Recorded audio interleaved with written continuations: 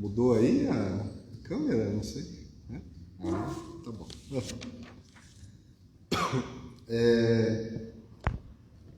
O tema de hoje, a Marcela, ela nos deu um tema que vem daquele livro Pão Nosso, né? Não é Pai Nosso, é Pão Nosso, de Emmanuel, que veio pela psicografia do Chico Xavier. E ele se chama A Quem Obedeces, né? E a Marcela, ela também passou o trechinho. Muitos livros do Emmanuel, eles são assim, né? Ele tem um trechinho do Evangelho, 1 ou 2 versículos, e daí ele comenta aqueles versículos lá, né? Ele faz um comentário. E esse Pão Nosso, ele é assim. Inclusive, é um livro interessante para a gente fazer o Evangelho no lar, porque você pode até ir em seguida, assim, né? Primeira, segunda, terceira, quarta mensagem, né? E daí você também pode comentar, né? É muito interessante. Então, esse trecho, A Quem Obedeces, ele é da carta de Paulo, né? Aos Hebreus. E o trechinho fala assim: E, sendo ele consumado, veio ser a causa de eterna salvação para todos os que lhe obedecem. Então é a carta de Paulo aos Hebreus, né? E tem uma dica que eu sempre gosto de dar nas palestras, que é assim, né? Que é uma coisa que as professoras de redação, eles falavam para as crianças, né? Eu estudei há mais de 40 anos atrás, mas é uma lição valiosa, né? Que ela falava assim: gente, quando vocês forem querer escrever sobre uma coisa, um assunto, ou querer falar sobre algum assunto que vocês não conhecem, vocês tentam responder 6 perguntas, que é o que, por quê, quando, como, onde e quem, né? Então eu dou um tema aqui. Eu quero que você fale sobre o raio laser. Eu falo, nossa, mas eu não sei nada de raio laser. Como é que eu vou fazer uma redação? Então, você vai lá, o que é? Por que existe? Como é feito? Onde é utilizado? Quem usa? E assim por diante. Aí você faz uma redação, né? É muito assim também que os jornalistas escrevem. Eles vão fazer uma matéria, o jornalista não tem a mínima ideia do que é aquele assunto ali. Então ele vai e escreve uma matéria respondendo essas perguntas, né? Então eu queria começar com o quem. Então, porque a gente vê muitas cartas, né? As cartas de Paulo, elas são assim: carta de Paulo aos Romanos, carta de Paulo aos Coríntios, aos Tessalonicenses, aos Filipenses. Quem que eram esses coríntios aí? Eram corintianos? Não existia Coríntios, né? Naquela época, né? Eram pessoas que moravam na cidade de Corinto, na Grécia, né? Quem eram Tessalonicenses? Eram pessoas que moravam numa cidade chamada Tessalônica, e assim por diante. Então, quem que eram os hebreus, né? Os hebreus eram um povo de origem semita. Aí já vem aquela, mas o que é semita então? Você vê que você vai encadeando uma coisa na outra, né? Os povos semitas, eles são aqueles povos que, segundo a Bíblia, eles tiveram origem com Abraão. Então Abraão, né, foi um patriarca. Patriarca por quê? Foi o primeiro pai, né? E a partir de Abraão vieram muitos povos. Hoje em dia, os muçulmanos que vivem lá no Oriente Médio e os judeus, eles são todos descendentes de Abraão.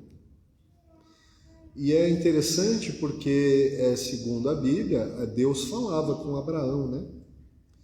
E ele falou, olha, eu vou te dar uma descendência tão numerosa quanto as estrelas do céu. E realmente aconteceu, né? Porque se a gente contar que Abraão viveu há 6.000 anos atrás, e esses povos existem desde aquela época e existem até hoje, quantas pessoas já não foram descendentes de Abraão, né? Então se cumpriu ali o que ele falava. E os hebreus, eles foram um povo que eles começaram a se estabelecer ali nas margens do Rio Jordão. Tanto que hebreu, o significado da palavra hebreu quer dizer povo do outro lado do rio. Então era o povo que ficava do lado do Rio Jordão. Uma coisa que a gente se confunde muito quando a gente lê o Evangelho, né? É que muitas vezes são nomeados povos lá que a gente às vezes não tem a mínima ideia de quem são, né? Então eles falam de hebreus, de judeus, de samaritanos, de o povo lá que perseguiu Jesus, né? Como é que chama? O povo lá do Sinédrio, não lembro agora. Fariseus, nossa, obrigado, professor. Fariseus e assim por diante, né? Saduceus. Quem que eram essas nazarenos, né? Quem que eram essas pessoas? Eles eram todos semitas, todos descendentes de Abraão. Só que eles brigavam também entre si. Tanto é que os samaritanos e os judeus, eles eram brigados. E Jesus faz uma parábola do bom samaritano justamente para dizer que não importa a origem da pessoa, a raça. O que importa são os atos, né? Por isso que se chama a parábola do bom samaritano. E isso deixava os judeus loucos da vida, né? Porque eles tinham uma rixa com os samaritanos, né? Aí, para quem gosta de história, tem que pesquisar lá por que teve essa rixa, né? Que eles foram lá levados para a Babilônia, aí um rei persa chamado Ciro libertou, eles voltaram para a região lá da Terra Santa, e um rabino teve uma dissidência e começou a louvar a Deus num monte. E os outros judeus começaram a louvar a Deus em Jerusalém.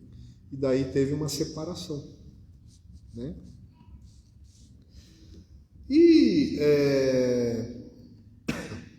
então o quem a gente já respondeu, né?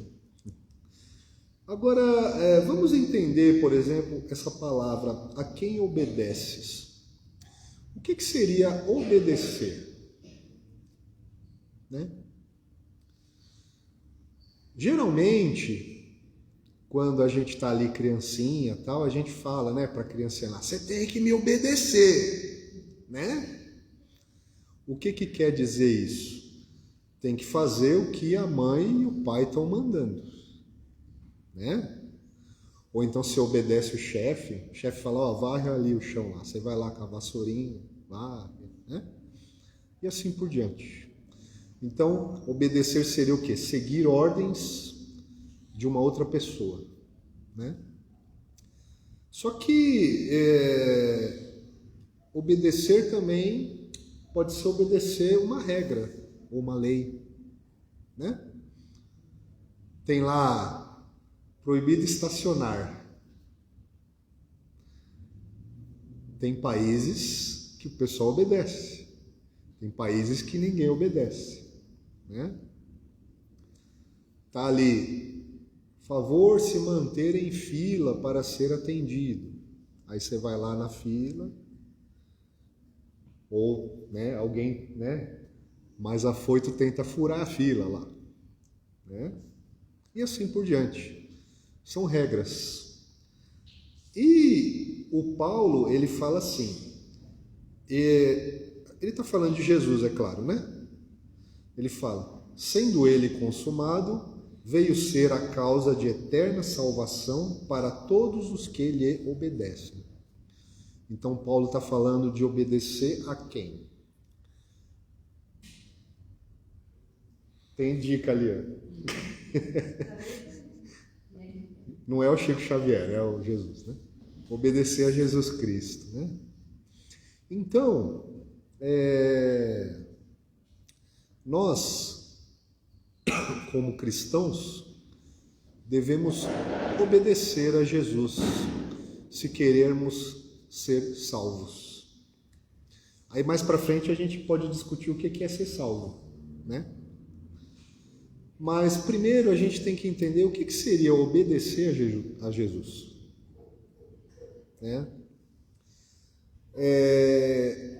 A depender da nossa cultura, do país em que nascemos, do nosso nível espiritual, do que nós aprendemos com os nossos pais, do que nós aprendemos com pessoas que nós convivemos, obedecer a Jesus pode ser muitas coisas diferentes. Nós, espíritas, e aqui eu não falo assim pelo espiritismo, mas de coisas que eu já li. Nós entendemos que esse obedecer a Jesus, ele não é ligado a coisas materiais. Como que eu poderia obedecer a Jesus materialmente? Fazendo, por exemplo, rituais,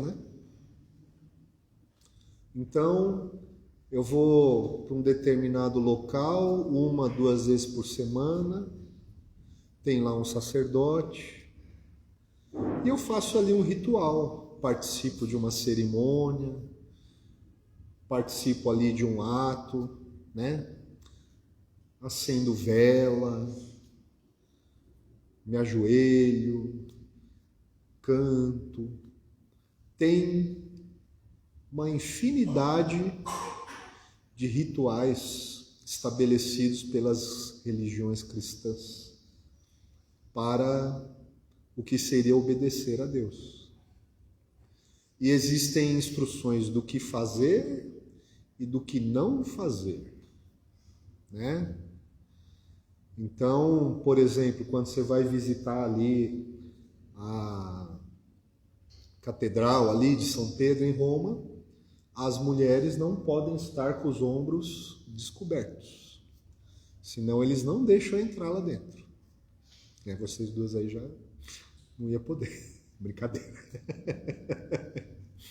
Mas é um ritual lá,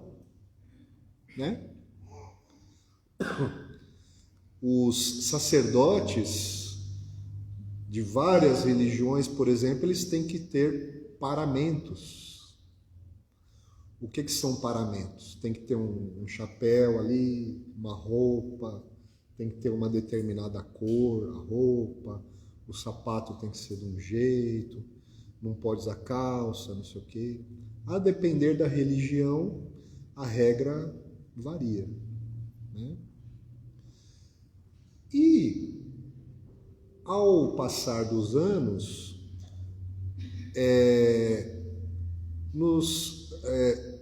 pelas nossas diversas encarnações e pela cultura e o comportamento de onde a gente está imerso, nós começamos a entender que fazer esses rituais que é seguir ou obedecer a Jesus,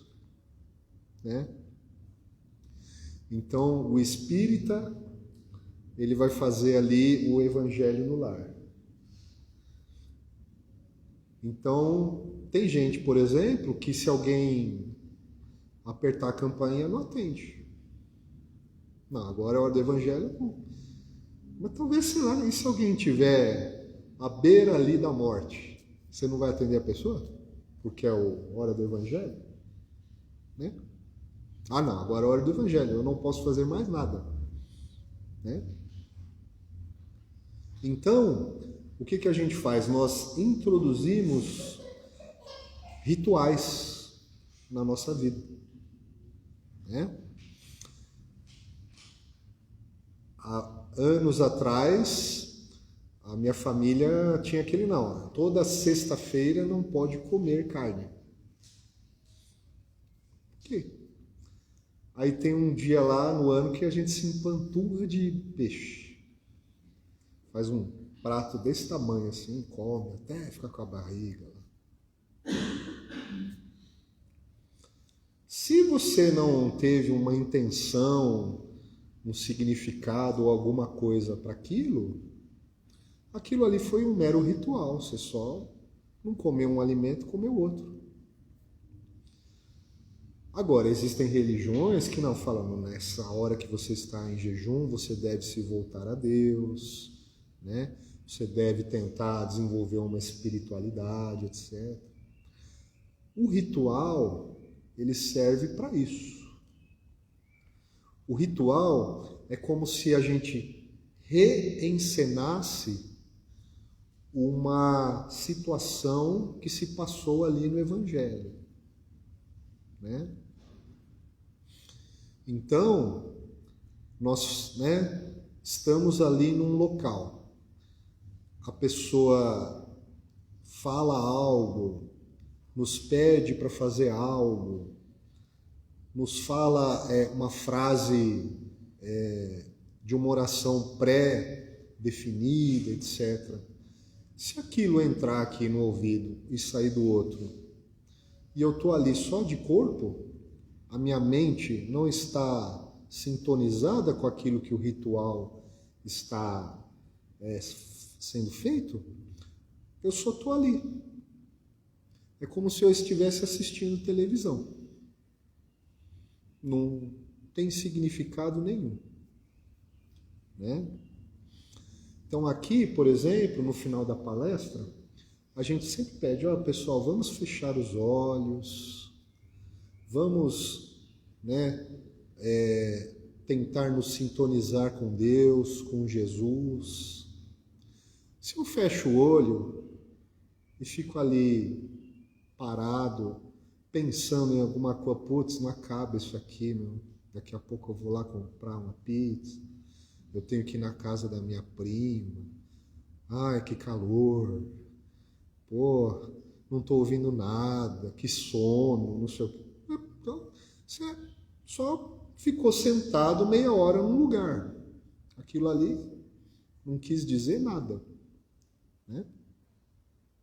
Então, esse jeito de obedecer a Jesus, o Espiritismo ele propõe que a gente modifique. Não só o Espiritismo, né? Mas sempre que nós temos pessoas com uma espiritualidade mais elevada em qualquer religião, a parte ritualística, ela serve para que você sintonize com Deus. E não que seja um ato por si só, né? Porque senão começa a virar aquele negócio da fitinha lá do Senhor do Bonfim, né? Você põe a fitinha lá, dá 3 nozinhos e quando cair meu desejo vai ser realizado. A gente não leva a sério isso, né? A gente não acredita nisso. Mas, pelo sim, pelo não, vou fazer. Então, se eu não tiver uma intenção mais elevada, mais espiritualizada nos atos que eu estou fazendo, aquilo ali vira um mero teatro. Né? Agora, as nossas intenções podem ser torpes também. Porque se eu estiver me dedicando a Deus, estiver frequentando uma religião, fazendo alguma coisa, para que eu tenha vantagens, aí também não é espiritualidade, é um negócio, é um comércio, né? É como se eu chegasse para Deus assim e falasse, ó, Deus, eu vou aqui num lugar tantas vezes por semana, eu rezo, me ajoelho, acendo vela, faço não sei o que e tal. Em troca, aí tem vários diversos pedidos, né? Tem pessoa que pede dinheiro, tem pessoa que pede carro, tem pessoa que quer que o negócio prospere, tem pessoa que quer que o problema doméstico que ela tem lá seja resolvido, assim por diante, né? Então vira comércio. Isso é muito claro quando a gente observa o próprio Evangelho. Qual foi a recompensa que Jesus teve por vir aqui e nos dar a moral cristã? Ele foi preso, açoitado e crucificado. Foi o que ele teve em troca. Dos 12 apóstolos que Jesus teve, 11 foram executados, que é uma outra maneira de dizer assassinados, né? E de maneiras cruéis. Um foi cerrado no meio, o outro foi esfolado vivo, o outro foi crucificado de cabeça para baixo, o outro foi atravessado por lanças, o outro teve a cabeça cortada, e assim por diante, né? Então, se eu estou procurando a Deus e a Cristo em troca de bens, eu estou num caminho muito errado. Pelo menos eu não estou no mesmo caminho dos apóstolos e do próprio Cristo, né? Eu estou ali querendo coisas. Muitas vezes a pessoa obtém, consegue aquelas coisas, mas basta um raciocínio, né, para a gente entender que aquelas coisas que eu estou recebendo, elas são temporárias, e o que a gente quer de Deus são coisas eternas, né? Porque tudo que a gente tem, a gente vai perder tudo, né? Nosso corpo, nossa casa, nosso dinheiro, nossa família, não vai ter mais nada depois que eu desencarnar, né? Isso é muito fácil de constatar, né, gente? Eu não sei aqui quem já passou pela experiência de ter um ente querido que faleceu. Um ente querido assim, tipo uma bisavó, uma avó, um tio ali mais velho. O que acontece? A pessoa falece, o pessoal vai no enterro, chora, tal. E dali uma semana, duas, começam a empacotar as coisas da pessoa. Ninguém quer, né? Ah, esse álbum de fotografia aqui do tio ou da avó, ninguém quer. Ah, esse bibelozinho aqui do ursinho que ela tinha na sala, põe na caixa. Ah, os discos, ninguém quer. Não tem espaço lá. Aí põe tudo numa caixa e dá. Às vezes guarda uma foto da pessoa, põe ali num canto, etc. E é o que vai acontecer com a gente. Quem aqui sabe ou lembra o nome do tataravô, do bisavô? Eu sei o nome. Tá, mas você sabe como ele era? Se era uma pessoa legal, uma pessoa...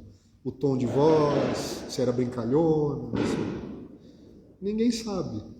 Se a gente for mais para trás, é pior ainda. Por exemplo, quem era a pessoa mais rica do mundo em 1850? Eu não tenho a mínima ideia, né? Então, nós vamos desaparecer da Terra também. A gente não vai deixar marca nenhuma. Então, nós queremos os bens eternos, aqueles que nós podemos levar conosco, né? Os bens, né, eternos são aqueles bens que nós adquirimos via o desenvolvimento de nossas virtudes. O que são virtudes? Aí começa de novo, né?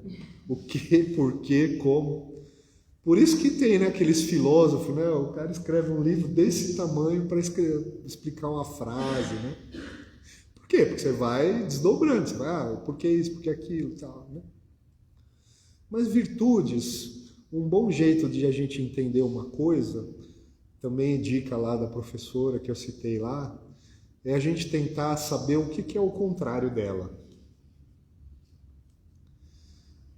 Então, por exemplo, o que é o contrário da virtude? São vícios, né? Defeitos. Então a gente tem aqueles defeitos famosos que o catolicismo chama de pecados capitais, né? Então tem lá ira, gula, luxúria, preguiça, inveja e daí por diante. E nós temos o contrário, né?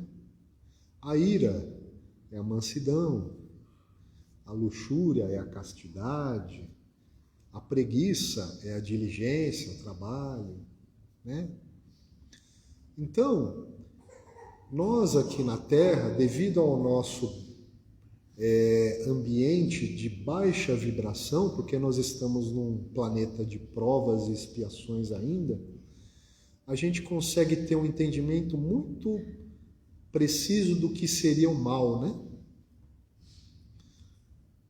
Então a gente sabe bem o que é a preguiça, o que é a ira, o que é a inveja, porque nós sentimos essas coisas em algum momento da nossa vida,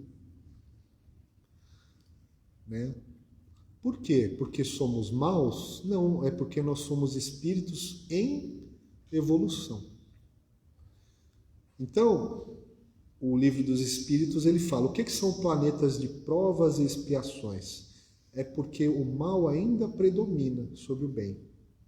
Mas nós não somos espíritos 100% maus só porque estamos aqui. Nós estamos aprendendo. Então, conforme nós vamos nos desenvolvendo espiritualmente, nós vamos adquirindo virtudes e perdendo os defeitos, né? Então eu costumo muito dar aquele exemplo. Imagina que eu sou uma pessoa violenta. Então eu reencarno num corpo lá, eu sou uma pessoa violenta, eu sou uma pessoa forte. E daí eu levo uma vida assim, não levo desaforo para casa, bato nos outros, bato na mulher, bato nos filhos. Em casos extremos eu posso até chegar a matar alguém por aí, né? Então é um defeito que eu tenho, é a ira. Aí eu venho numa outra encarnação, como é que eu venho? Eu sofro a violência. Então eu apanho do meu pai, apanho dos outros, né? Aí eu já sei o que é sofrer violência. Já aprendi, olha, é ruim, né? É ruim apanhar do pai, apanhar dos outros na rua, etc. Já aprendi? Ok. Então eu venho numa outra encarnação e daí eu venho de novo forte, né? Só que eu não exerço a violência. E a vida vai me dando oportunidades. Sempre tem um baixinho invocado me provocando. E eu não parto. para as vias de fato, deixo para lá.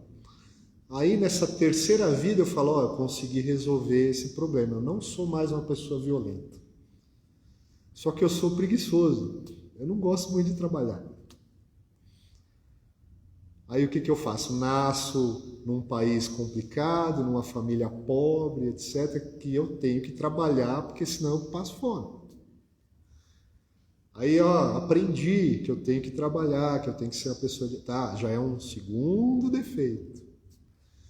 Então, aí a gente já começa a entender quantas vidas eu preciso para que eu seja um espírito mais virtuoso e com menos defeito.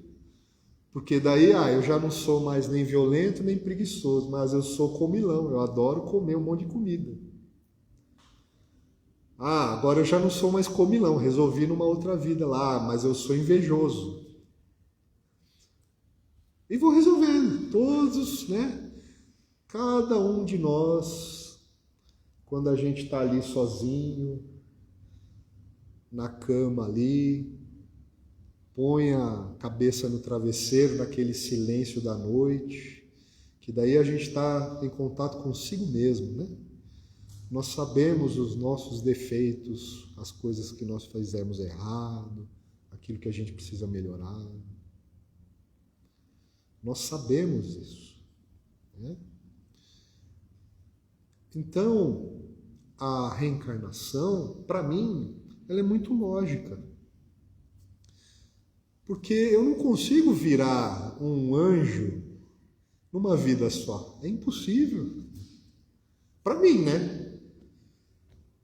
Como é que eu vou conseguir me assemelhar a Jesus Cristo em uma vida? Não dá, né? Então eu preciso... E a gente vê muito facilmente, tem 2, 3 criancinhas lá. Uma é briguenta, é não sei o que tal, a outra já dá o docinho para a outra, compartilha tal. Onde que ela aprendeu aquilo ali? De onde que veio aquilo? É porque ela é um espírito muito velho que está ali naquela criancinha. E ela traz aquele defeito. Mas talvez, ela é briguenta tal, mas ela é uma pessoa generosa, né? Tem muitas pessoas que têm, né, defeitos e virtudes, né? E essas virtudes a gente já adquiriu em outras vidas, né? Eu não tenho coragem de agredir ninguém, não está em mim ser uma pessoa violenta, não. Mas eu ainda sou uma pessoa, sei lá, invejosa. Eu vejo a pessoa lá, aquilo me deixa, né? Porque a inveja não é cobiçar, a inveja é que você quer que a pessoa perca aquilo que você está vendo ali, né? Tanto é que é muito comum, já foram feitos experimentos em empresas, né? Você dá aumento para todo mundo. Não importa o aumento. Se você der para uma outra pessoa um aumento um pouquinho maior, os outros reclamam. Mesmo que ele tenha tido aumento também. O que é isso? É inveja, né? Então, esse obedecer a Jesus, já para a gente resumir, né? É seguir a moral cristã, que se resume em uma frase: amar a Deus sobre todas as coisas e o próximo como a si mesmo. Amar a Deus sobre todas as coisas. O que quer dizer isso? Eu nasci na família certa, no país certo, no local certo, com as pessoas que convivem comigo certas, com o nível social, econômico certo, tudo certo. Um pior ato, né, tá ali que Moisés fala, é reclamar. A gente nunca deve reclamar da vida, porque nós estamos na posição certa. Tem uma passagem na Bíblia que Pilatos está falando com Jesus e ele pergunta para Jesus, faz umas perguntas, e Jesus fica calado.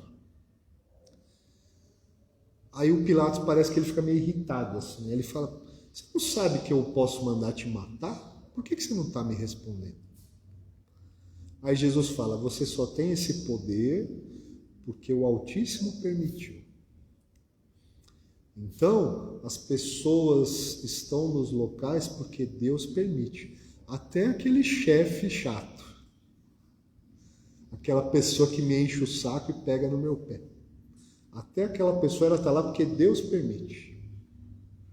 É difícil? Claro. E amar o próximo como a mim mesmo. Vou fazer alguma coisa. Eu gostaria que fizesse aquilo para mim? Não. Então não faço. Né? Pô, vou começar a falar do fulano lá pro outro aqui, fazer uma fofoquinha. Pô, eu ia gostar que falasse de mim para ele? Não, então eu não falo. Se eu fizer isso sempre, eu vou estar sempre de acordo com os ensinamentos de Jesus. Vou fazer algo? É legal? Não, não faço. Pronto. A gente não precisa, né, virar uma Madre Teresa, um Chico Xavier. Eles já estão num outro nível ali. A gente tem que fazer ali no nosso entorno, no nosso dia a dia, né? Tratar bem quem está com a gente, etc. Tá. Aí beleza. Tá bom? Obrigado, pessoal. Passou um pouquinho, desculpa, Marcela. Eu espero que vocês tenham uma semana maravilhosa e até aí uma próxima oportunidade. Tá bom? Tudo de bom para vocês.